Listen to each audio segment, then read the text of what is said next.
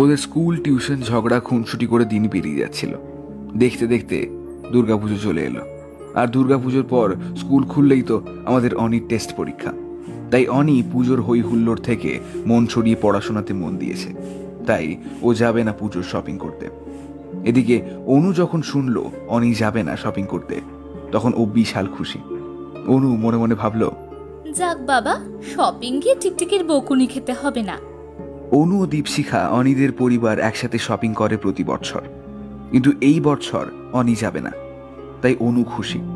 অনু বেশ খুশি হয়ে সবার সাথে শপিং করতে গেলেও নিজে শপিং করার সময় তার হলো মহা মুশকিল, কারণ প্রতি বছর অনি তার ড্রেস চয়েস করেই দেয়। কিছু ড্রেস পছন্দ করার পর মনে মনে ভাবছে, যদি অনি দাদার পছন্দ না হয় তখন তো আমাকে খ্যাপাবে এই বলে যে, খিরে পটল ভাজা, এই তোর পছন্দ। ওর এই কিংকর্তব্য বিমূঢ় অবস্থা দেখে অনির মা বলে উঠল, অনু তুই কি কিছু কিনবি আজ মা, না দোকানেই বসে থাকবি? অনু তখন মন খারাপ করে বলল, মামনি তোমরাই পছন্দ করো, আমার দ্বারা হবে না শপিং করা। দিভাই আর সির তো অনুকে রাগাতে লাগলো। ওরা যত রাগায় অনু তত বেশি করে রাগতে শুরু করেছে। তাই দেখে অনির মা বলল, এই বন্ধ কর তোকে খ্যাপানো। ওরা অনেক কিছু শপিং করে। বাড়ি পৌঁছে অনুরাধা দেবী সবাইকে বসতে বলে উনি নিজে ফ্রেশ হয়ে কিচেনের দিকে গেল সবার জন্য চাউমিন বানাতে। এর মধ্যে সবার চিৎকার শুনে অনি নিচে নেমে আসে অনুর মাথায় টোকা মেরে ড্রেস দেখতে শুরু করে। আর এদিকে অনু টোকা খেয়ে মনে মনে বিড়বিড় করে, গোমরা মুখ চশমিশ বইয়ের গুটি পোকা। তখন আর তখন অনি বলে ওঠে, এই পটল ভাজা, তো ড্রেসগুলো দেখা। তখন দীপশিখা বলে উঠল, ভাই ওর ড্রেসের কথা বলিস না, মলে গিয়ে তো কিছুই ঠিক করতে পারছিল না। শেষে বলে কিনা, আমার দ্বারা হবে না মামনি, তোমরাই চয়েস করে দাও। এটা শুনে অনি হেসে উঠল আর মনে মনে বলল, আমি জানি তুই আমাকে ছাড়া কিছুই কিনতে পারবি না। অনি দেখলো অপুর জন্য ফ্রক কিনেছে দুটো, জিন্স আর কুর্তি কিনেছে আর একটা শাড়ি। দেখে অনি জিজ্ঞেস করলো, এটা কার গতি ভাই? সেই মুহূর্তে অনু বলে উঠল, ওটা আমার, আমি শাড়ি পরবো এই বছর। তুই তো নাচের সময় শাড়ি পরিস, অন্য সময় শাড়ি পরার কি দরকার? তোকে ফ্রকে বেশি ভালো লাগে। অনু, ফ্রকে ভালো লাগলেও আমি এই বছর দিভাই মামনি মা জেঠিমা এদের মতো শাড়ি পরে অষ্টমীর দিন অঞ্জলি দেব। অনি হাত জোর করে প্রণাম করবার ভঙ্গিতে বলল, ঠিক আছে মেরি মা, তাই করিস। অনু খুশি হয়ে অনিকে জড়িয়ে ধরল। অনুর মনে ভয় ছিল, অনি দাদা পারমিশন না দিলে ও হয়তো পুজোতে শাড়ি পরতে পারবে না। নাও হয়েছে ড্রেস দেখা, এবার খাবার সময়। বলতে বলতে অনুরাধা দেবী সবার জন্য চাউমিন নিয়ে ঘরে ঢুকলো। এরপর ওরা খেয়ে গল্প করে দীপশিখা অনু নিজেদের ঘরে চলে গেল। সেখানে ঠাম্মিকেও তো সব দেখাতে হবে। এরপর অনি আবার পড়তে চলে গেল আর ওর মা সিটকে জোর করে পড়তে বসালো। এদিকে রাত্রে অনি ভাবছে, আমি যাইনি বলে পাগলিটা নিজে একটা ড্রেসও পছন্দ করেনি। কাল আমি মায়ের থেকে ফোন চেয়ে ফ্লিপকার্ট থেকে একটা ড্রেস অর্ডার করে দেব পাগলিটার জন্য। তারপর অনুর কথা মনে করে মুখে মিষ্টি একটা হাসি নিয়ে ঘুমিয়ে পড়ল। পরের দিন সকালে উঠে অনি ওর মায়ের থেকে ফোন নিয়ে একটা ড্রেস অর্ডার করে দিল। ড্রেসটা চলে এলেও অনি ওটা নিজের কাছেই রেখে দিল, একেবারে পুজোর দিন দেবে বলে। পুজোর সময় পঞ্চমীর দিন অনুর মা, ভাই, জেঠিমা সবাই বাড়ি এসে যায়, কিন্তু ওর বাবা বিজয়ার দিন আসবে। পাড়ার পুজোতে সবারই অনেক দায়িত্ব থাকে, ওদের দুই পরিবারেরও অনেক দায়িত্ব রয়েছে। পুজোর 5 দিন সবাই খুব মজা করে কাটিয়ে দেয় পুজোর প্যান্ডেলে। কিন্তু এই বছর আমাদের অনির চাপ বেশি, তার কোনো ইচ্ছে নেই যাওয়ার, তবুও মায়ের কথায় অনুর চাপে ওকে ঠাকুর আনতে যেতেই হয়েছিল। প্রতিদিন একটু করে মণ্ডপে গিয়েছে পুজোর সময়, আর বিকেলের দিকে ঘুরতে বেরোতো।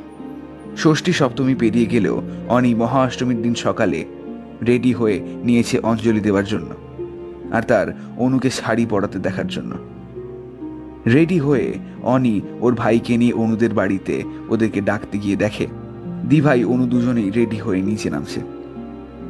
আমাদের অনি বাবু তো অনুকে শাড়িতে দেখে ওর দিকে তাকিয়েই রয়েছে। শাড়িতে ওকে অনেকটা বড় লাগছে।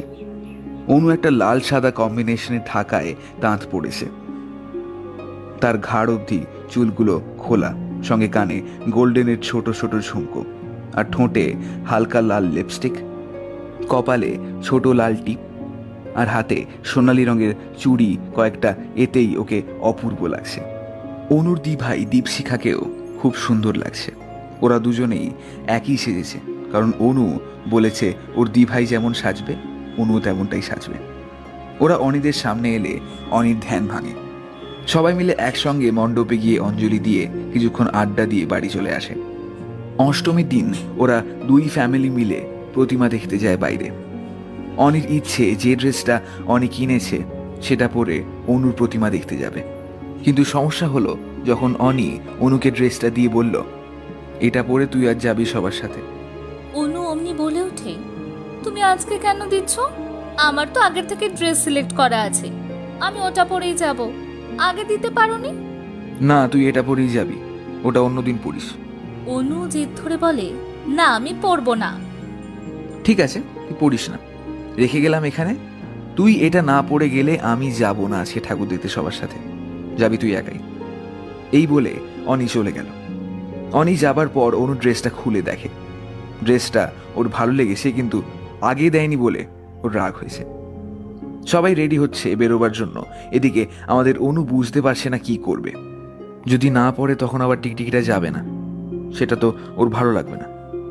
শেষে চিন্তা ভাবনা করে অনু অনির দেওয়া ড্রেসটাই পরে নিল, সঙ্গে একটা ফুল লাগানো হেয়ার ব্যান্ড, কানে ছোট দুল, হাতে ব্রেসলেট। রেডি হয়ে অনু আর দীপশিখা অনিদের বাড়ি চলে আসে, কারণ ওরা অনিদের গাড়িতে যাবে আর অনুর মা ঠাম্মি ওদের গাড়িতে যাবে। এদিকে আমাদের অনি বাবু রাগ করে রেডি হয়নি, সে নাকি যাবে না, তাকে নাকি পড়তে হবে। অনির মা বাবা অনেকবার করে বললেও অনির একই কথা, ও যাবে না। অনু এসে সব শুনে ওর মামুনিকে বলল, মামুনি আমি একবার অনিদাদাকে বলে দেখবো যদি যায়। অনুরাধা দেবী, যা তো মা, তুই বললে যদি যায়, তোর কাছেই ওর জেদ টেকে না।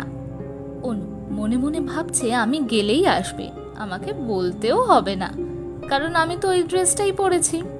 অনু উপরে চুপি চুপি অনির রুমে গিয়ে দেখে অনি চেয়ারে বসে বইটা সামনে খুলে চুপচাপ বসে আছে। অনু পিছন থেকে চোখগুলো বন্ধ করে দেয়। চোখগুলো ছাড় অনু, আমি পড়ছি, বিরক্ত করিস না, যা। সবাই তো রেডি, যা এবার বেরিয়ে পড়।